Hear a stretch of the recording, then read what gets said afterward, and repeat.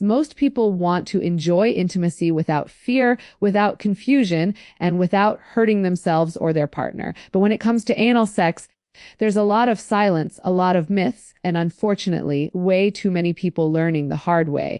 So today, as a gut health expert, I'm breaking down what you need to know to stay safe, comfortable, and confident. If you've ever been curious but nervous, or if you've tried it and it didn't go well, stick with me, because this might be the first time someone actually explains it to you clearly, calmly, and without judgment. Let's start with the truth. The rectum wasn't designed for penetration, but that doesn't mean pleasure or safety are impossible. It just means you need the right approach. Your gut lining is delicate, sensitive, and only a few millimeters thick. That's why rushing, forcing, or ignoring discomfort is the fastest route to microtears, infections, and inflammation. The good news, with the right technique, you avoid all of that.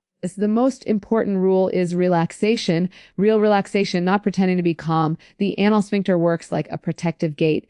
If you're tense, anxious, or holding your breath, the muscles tighten and your body goes into protect mode. That's where pain comes from. When you're relaxed, breathing deeply, and in control, the muscles soften and open naturally. But this only happens when there's patience, communication, and zero pressure to hurry up. Lubrication is your best friend here. Unlike the vagina, the anus doesn't self-lubricate, so you need an external lubricant, preferably something thick, long-lasting, and body-safe. Dry penetration is not brave, it's just dangerous. And yes, reapplying is normal, expected, and part of staying comfortable. Preparation matters more than people think. Emptying the lower bowel beforehand, cleaning gently with warm water, and avoiding anything harsh or invasive keeps the gut lining healthy. You don't need extreme cleansing routines. In fact, those can irritate the mucosa and make things worse. Gentle and simple is enough. Then there's pacing. Anal penetration should start slow, slower than you probably imagine, and with the receiver fully guiding the process. Your body needs time to stretch, adapt, and communicate what feels good or what doesn't. Think of it like teaching a new muscle movement. Your body learns through gradual, steady progression, not pressure. Protection is non-negotiable. Because the rectal lining is thin, there's a higher risk of transmitting infections. So using a condom isn't just smart, it's essential. And if you're switching between anal and vaginal play, you must change the condom. Bacteria from the gut should never move to the vagina. That's how infections start. Aftercare matters too. Some people feel tender, some feel perfectly fine. A warm bath, a little rest, hydration, and listening to your body help your gut and muscles recover normally. Pain shouldn't linger, Bleeding is a sign you move too fast, and discomfort is always your body communicating, not something to push through. Anal sex can be safe, pleasurable, and deeply connecting when it's done with awareness, not pressure. When you understand your anatomy, respect your gut, and move at a pace that feels right for you, everything changes. It becomes something you choose with confidence instead of fear. And that's exactly what I want for you: informed choices, healthy experiences, and a body that feels cared for, not harmed. If you want more breakdowns like this, real talk, science-backed judgment free, let me know, because your health deserves clarity. When we talk about safety, comfort, and confidence during anal sex, the conversation has to begin with understanding how your body actually works, especially the incredible but sensitive structure of the gut and rectal canal. Most people approach anal sex with assumptions, fear, curiosity, or misinformation, and that's why so many first experiences go poorly. Your gut isn't just a digestive tube, it's a complex system filled with nerves, muscles, and a delicate lining that reacts instantly to stress, pressure, or pain. When you understand this anatomy, you suddenly realize why certain experiences hurt, why some people feel pressure rather than pleasure, and why patience is not just helpful but absolutely necessary. The anal sphincter, for example, is a ring of muscle designed to stay closed until your body chooses to release waste. It's protective by nature. So when penetration is attempted without preparation, without relaxation, or without proper lubrication, the body interprets it as a threat. That's where pain starts, and unfortunately, pain is where many people stop and assume something is wrong with them. But nothing is wrong. It's simply the body doing what it was designed to do. When you slow down and explore how the muscles respond to breath, touch, and gentle pressure, you realize the sphincter isn't an obstacle. It's a muscle that needs time to adjust. The nerves in that area are incredibly sensitive, and sensitivity can translate into pleasure, discomfort, or pain depending entirely on how you approach it. This is why communication is central. The receiver must always feel in control because the body opens naturally only when the person is calm, breathing steadily and mentally prepared. Anxiety, rushing, or feeling obligated causes the muscles to tighten. Your gut reacts to emotional states instantly, and that includes during intimate moments. So many people underestimate the power of emotional comfort, but for anal sex, it's everything. When the mind relaxes, the body follows. When the body relaxes, the sphincter softens. When the sphincter softens, penetration becomes smooth and comfortable instead of forceful or painful. Another key part of this keynote is understanding that lubrication isn't optional. The rectum doesn't produce moisture, which means friction happens immediately if you don't use enough external lube. And this friction doesn't just cause discomfort. It can lead to micro tears, which increase inflammation and infection risk. A thick, high-quality lubricant acts like a cushion that allows the body to adjust without strain. Reapplying is normal and necessary. There's no such thing as too much lube in this context, and using it generously shows care, caution, and respect for the body's natural limits. People often rush past lubrication, thinking it's a minor detail, but in reality, it determines whether the experience is safe or damaging.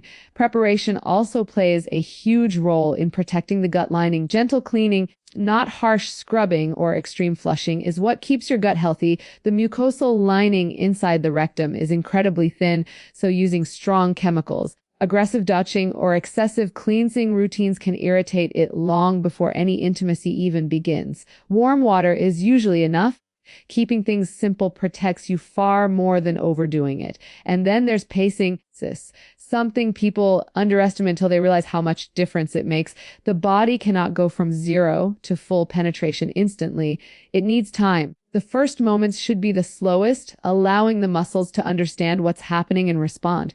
Pressure should be gradual, rhythmic, and always guided by the person receiving. The body speaks clearly if you know how to listen. Tightening, resistance, or sharp discomfort is a signal to pause, breathe, and wait rather than push through. Understanding these principles, anatomy, relaxation, lubrication, preparation, pacing, turns what many fear into something safe, intentional, and even enjoyable. When you respect the design of your body and work with it instead of against it, everything becomes easier, smoother, and more comfortable.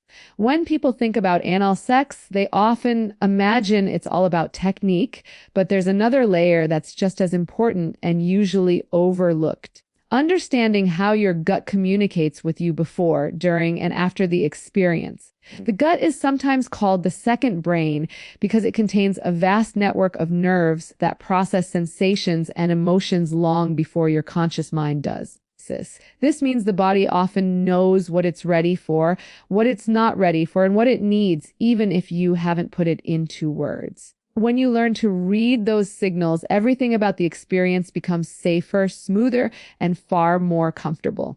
For many people, discomfort doesn't actually start during penetration. It starts earlier when they're already tense, anxious, or mentally distracted.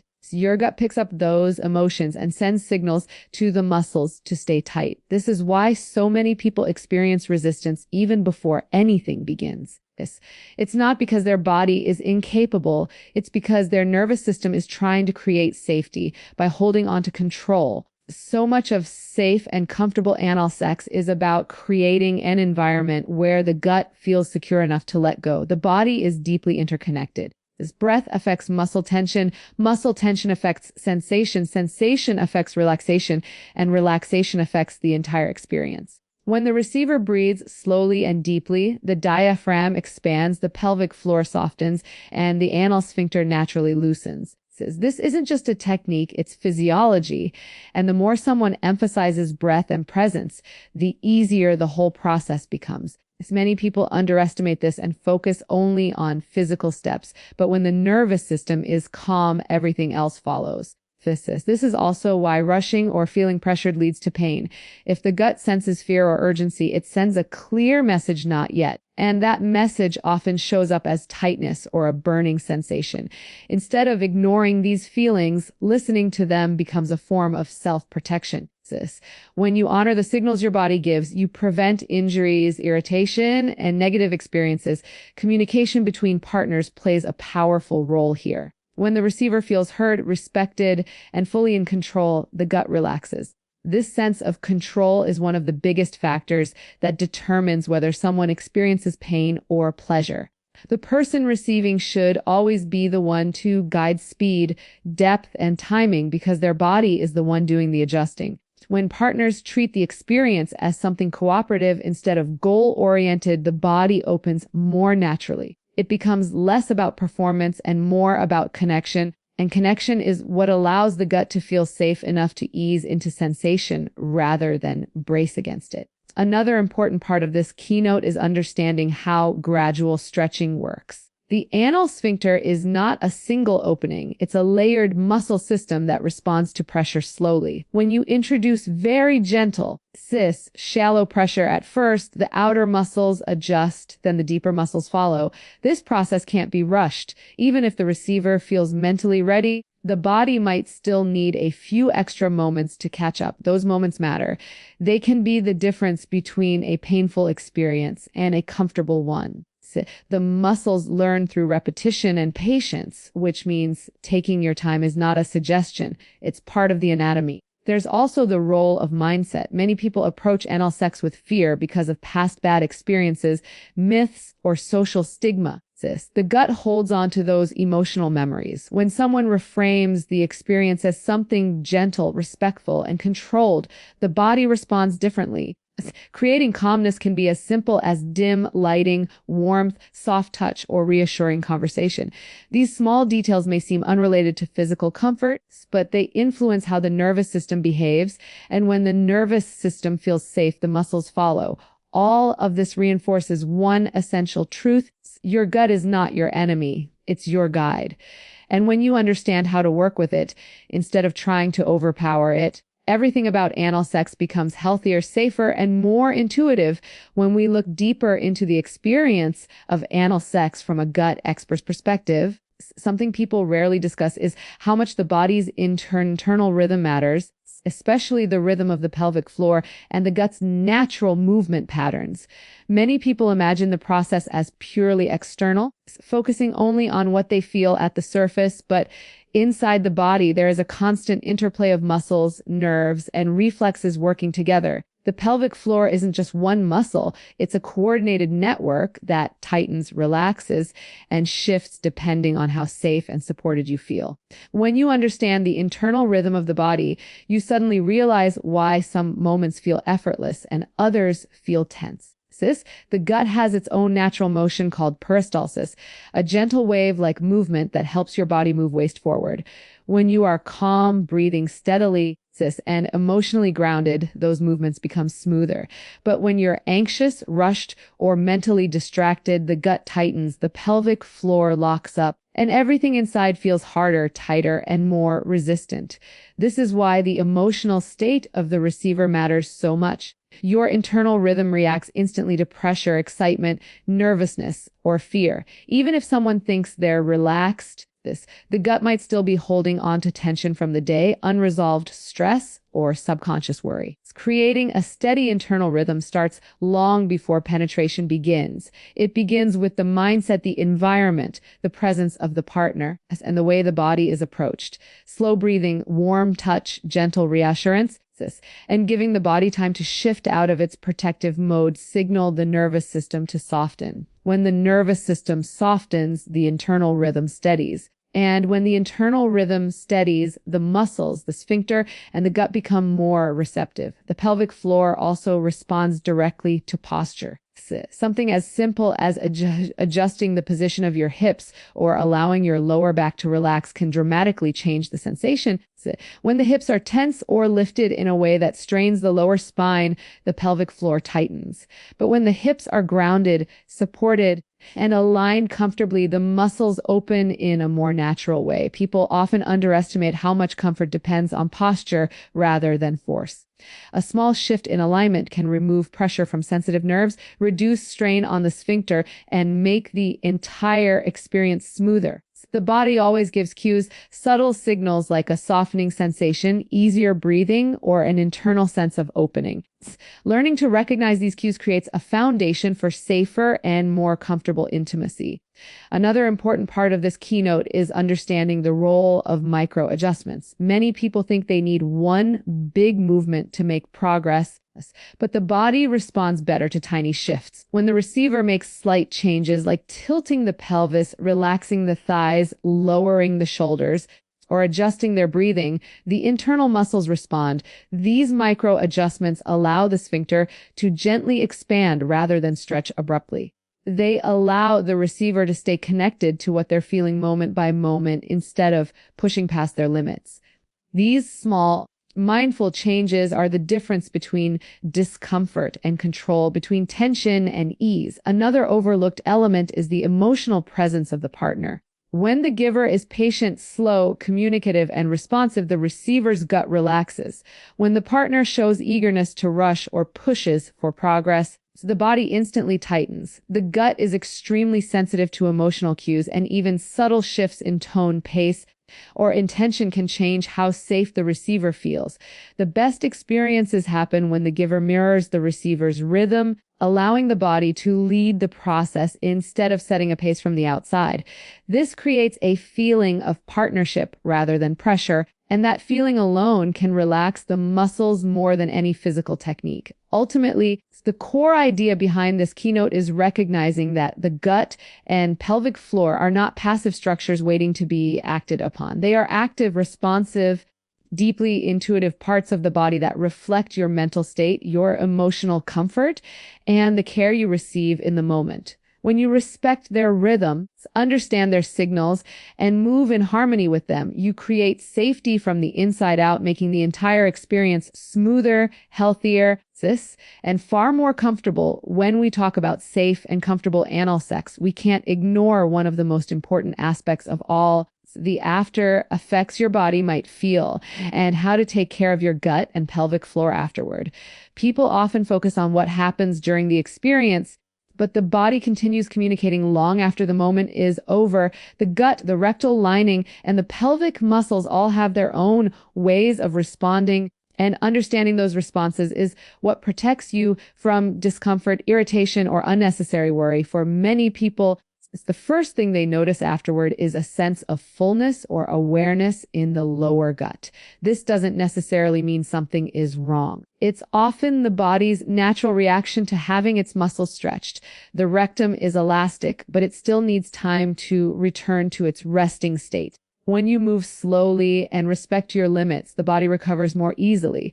When you push past your limits, the body responds with tension or soreness. Learning to recognize this difference gives you confidence and helps prevent negative experiences. Another important part of aftercare is understanding the role of inflammation. Even when everything is done safely and gently, the gut lining might become slightly sensitive because of the increased pressure or stretching. This is normal, but the way you treat your body afterward determines how quickly it calms down. Hydration becomes essential here. Water supports the gut's healing processes and keeps the stool soft, which helps prevent strain the next time you use the bathroom. Straining is one of the biggest sources of irritation after anal play, so keeping the stool smooth and easy to pass makes a huge difference.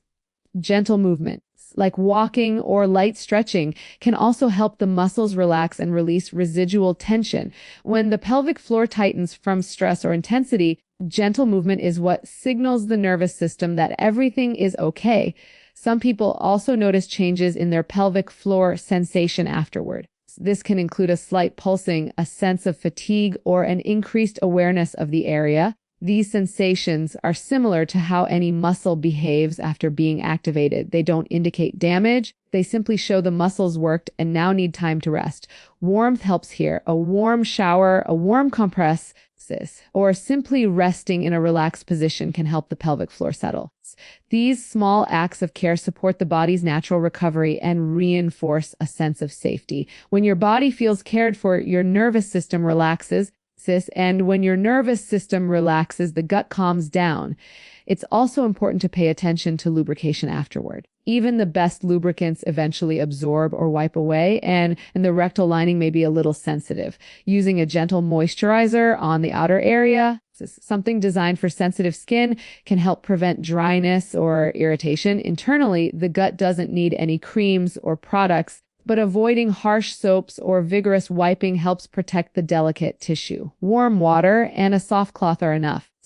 A lot of discomfort comes not from the act itself, but from overly aggressive cleaning afterward, which disrupts the natural balance of the mucosa. The simpler the aftercare, the better the body responds. Emotionally, aftercare matters just as much as the physical side.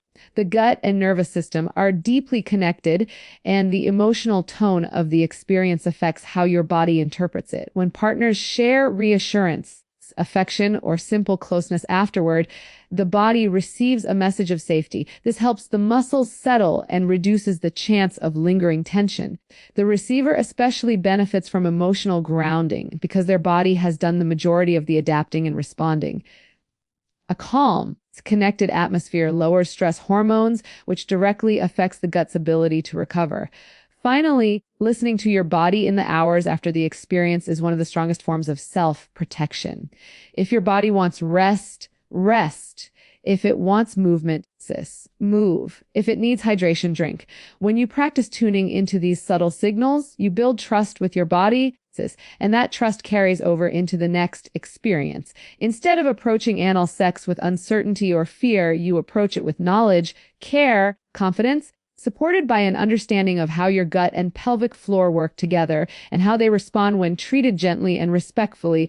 When discussing safe anal sex from a gut expert's perspective, one of the most overlooked elements is the role of consistency and practice over time. Many people assume that if they get it right once, they can repeat it perfectly, but the body is dynamic and each experience is unique. The anal muscles, the pelvic floor, and the gut lining all respond differently depending on factors like stress, fatigue, hydration, diet, and emotional state. This is why approaching each encounter with awareness and patience is essential.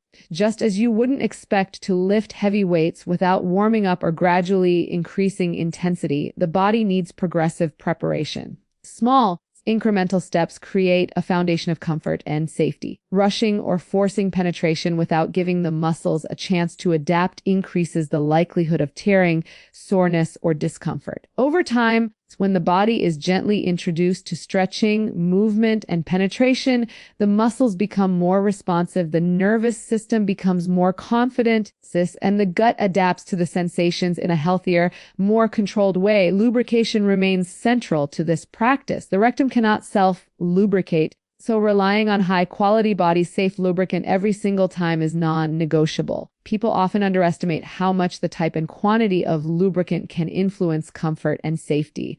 Thicker, longer-lasting formulas allow the sphincter to relax rather than strain, and generous application reduces friction that might irritate the mucosa. Reapplying when needed is a sign of attentiveness, not inconvenience. Over time, consistent use of proper lubrication trains the body to respond positively, preventing pain and building confidence. The experience becomes not just physically safer, but psychologically reassuring because the receiver knows their body is protected. Another critical factor is positioning. Different angles, elevations, and postures alter how the pelvic floor, sphincter, and gut interact.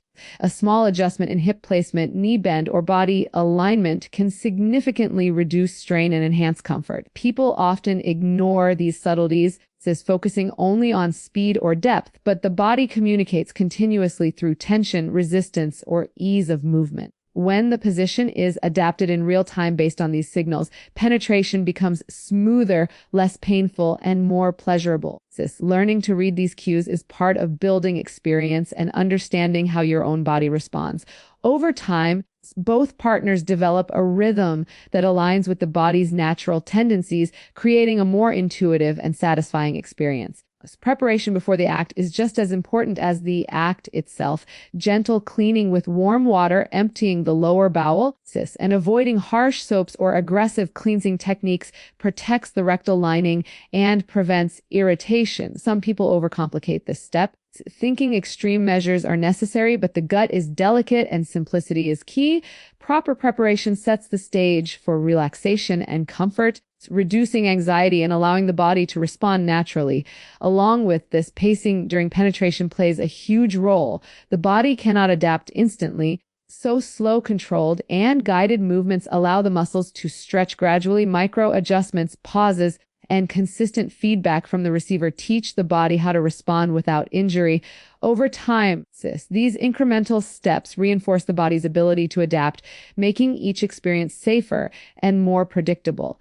Aftercare completes this cycle of consistency. The gut, sphincter, and pelvic floor continue responding even after the experience ends. Hydration, gentle movement, rest, and emotional support all contribute to recovery and reduce residual tension. Over time, incorporating these aftercare practices ensures the body heals fully and remains responsive.